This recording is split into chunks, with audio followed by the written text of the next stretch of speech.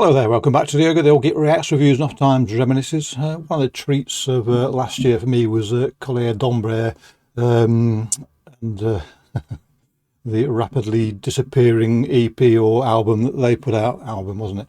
Album. So when I saw this come up and their name on it, interest was piqued straight away, and a listen was had, and no letdown as far as Collier d'Ombre is concerned. Now, Häxanu, I don't recall ever hearing before. I'm pretty sure I haven't. So I thought I'd best have a listen to that, see if it holds a candle to their split mate. And yes, it does, in different ways, but nonetheless equally delightful. So let's have a listen, shall we? On Two Servants, it says here.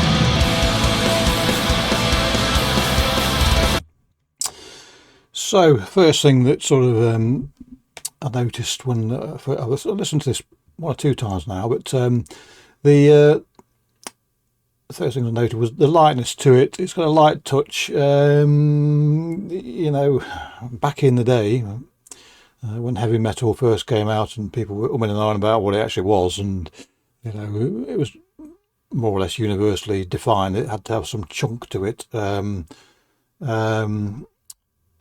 That, of course, doesn't fly nowadays.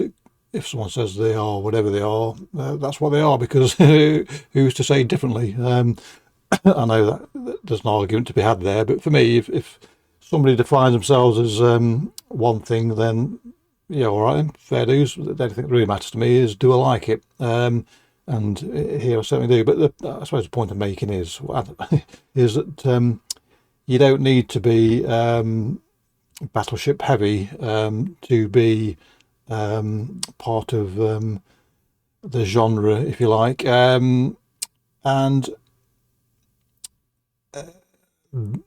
fact that there is this lightness to the music gives it a sense of the esoteric for me, which looking at the album cover is what you want.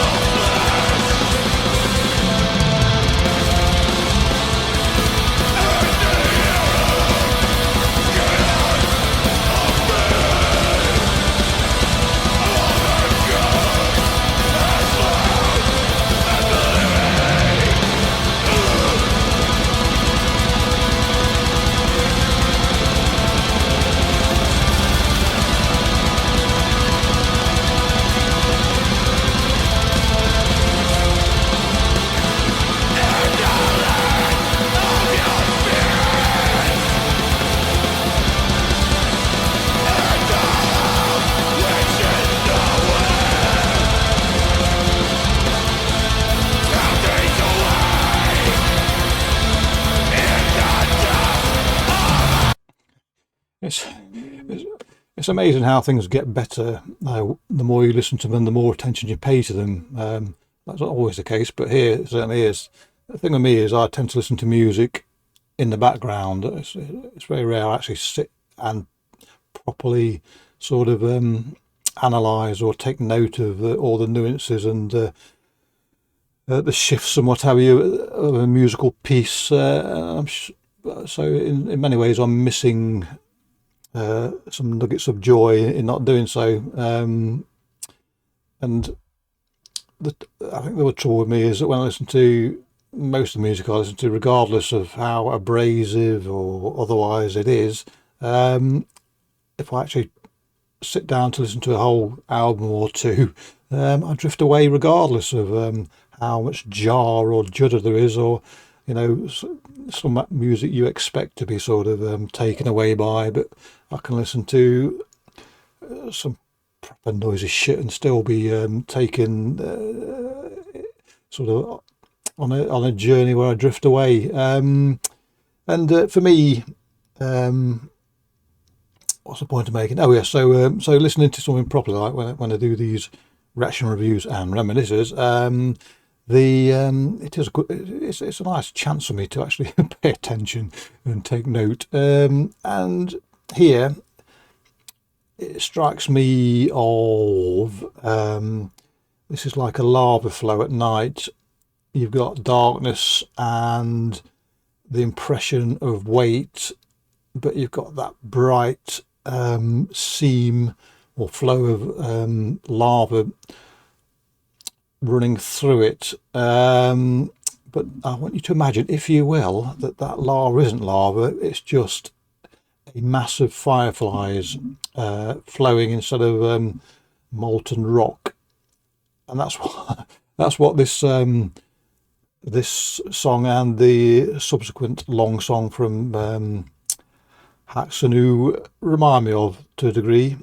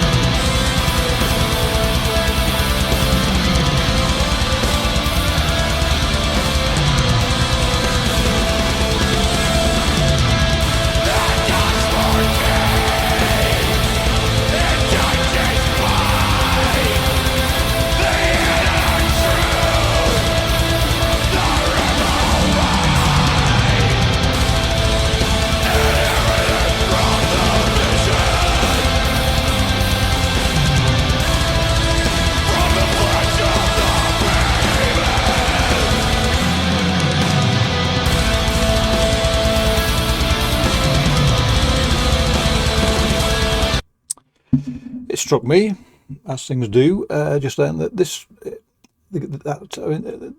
star of this particular piece is the guitar, and its soaring brightness. I was musing as I was listening to it. It reminds me of if Obsequy or someone like Autumn Fall, when they do something similar, it's a bit like that, but without the medievalness of it. If you know those bands, you'll know what I mean. I'm sure this is it doesn't bring castles and knights in armour to mind, or anything ancient. This is a contemporary way of the guitar playing, or the pictures it paints are more contemporary than the outright sort of medievalness of the dark ageness of those bands. But nonetheless, it has that arcane quality to it, so that when you sort of see the picture would suggest we're talking times gone by, you can still get that sense of witchery and sort of magic, if you will. That was probably a load of bollocks, but it makes sense to me.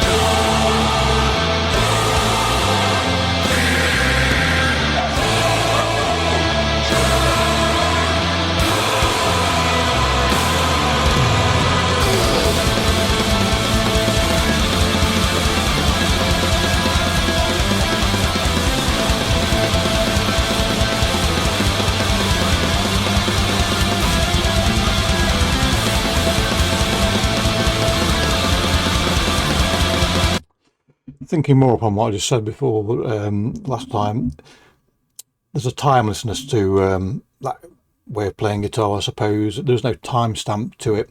So I'm happier now with with what I'm trying to say, put it in those terms. But all these things are fine and dandy, but you still need, or you don't, it depends on your taste, but I am not begrudging the use of a dynamic drum sound underpinning it all, because I do like a bit of drive, even though that guitar sound would stand alone at any pace. I do prefer it if it's got a little bit of whoosh to it. So the more, even the space of the 6 minutes gone so far, I've gone from sort of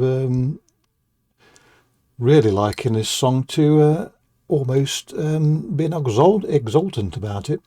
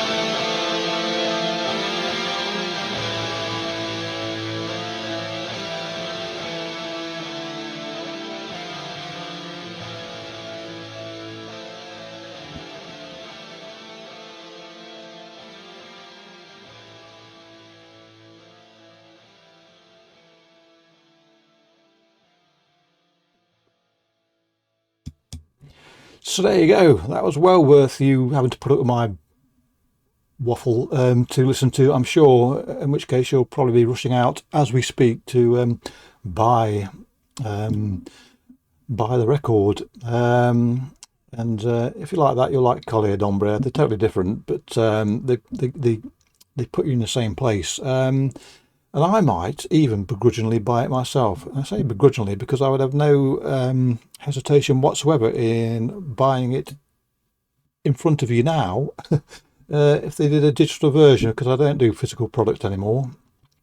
But as is occasionally the case, unless you want to do one of those ridiculous buy the digital album for $666 euro quid, whatever it is, it happens to be, you've got to buy the physical product. And you know, very often I sort of won't, because I don't want physical product. However, in these circumstances, being so delighted by what's on this album, I might have to just hold my nose and send them money for a CD.